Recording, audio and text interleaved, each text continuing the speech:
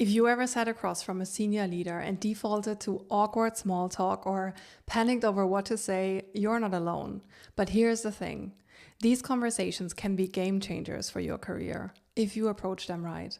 So today I'm breaking down exactly how to prepare, what to say, and how to make these coffee chats actually valuable without the cringe or try hard energy. Now, first things first. A coffee chat with a senior leader is not a job interview. You're not here to impress or prove yourself. This is about connection and learning. Leaders often say yes to coffee chats because they genuinely want to help. So take the pressure off. The goal here is to be curious, to have a real conversation, and to leave with insights that help move you forward. Before we dive in, if this episode hits home, please share it with a friend who needs to hear it too. And if you're into low-key career moves like this, hit subscribe so you don't miss the next one.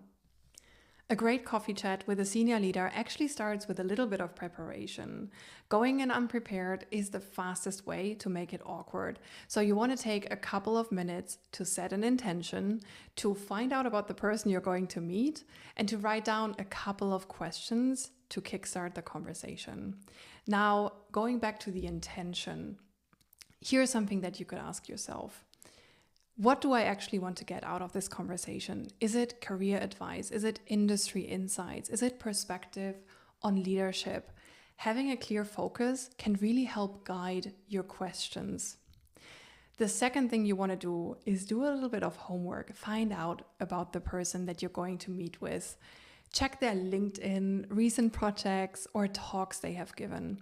This really helps you figure out what is some of the common ground that you have and what are some of the things that you're really curious to find out about them. And then the third thing is write down 2 to 3 questions that kickstart the conversation. Again, this helps you take away some of your nervousness because you come in prepared, you know what you want to ask, but it also opens up the conversation. These could be questions like, what's one piece of career advice you wish you knew earlier?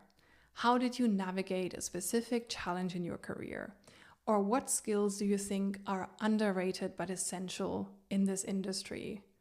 Now, these are some of the great questions that you could ask, but there are many, many more. What's essential here is that you come in with a little bit of an understanding of what you want to get out of the conversation. What are you curious about? And how can you ask an open question that is going to help them give a genuine, meaningful answer that is going to make them feel appreciated and is going to create that win-win that you want to do at the end of the day. All right, so you're at the coffee shop, you're sitting down with your drinks, and it's go time. Now, the first thing you want to do is very simply express your gratitude. Say something like, "Thank you for taking the time. I really appreciate it."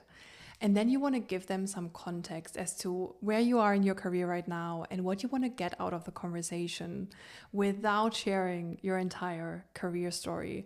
This could sound something like, I am currently in this role and I am really interested in this topic. I would love to hear your perspective on, and then you insert the first question that you have prepared to kick the conversation off and jump right into the deep end. Now, during the conversation, you want to be led by curiosity. Think of yourself as the podcast host and the person you're sitting down with as the guest. You want to keep the conversation alive. You want to ask some questions that just guide your curiosity and ask why and how, not so much the what. So keep the conversation alive. And then the last thing that I want you to consider is to be mindful of their time. So if you've agreed on 20 minutes, start wrapping up by 18.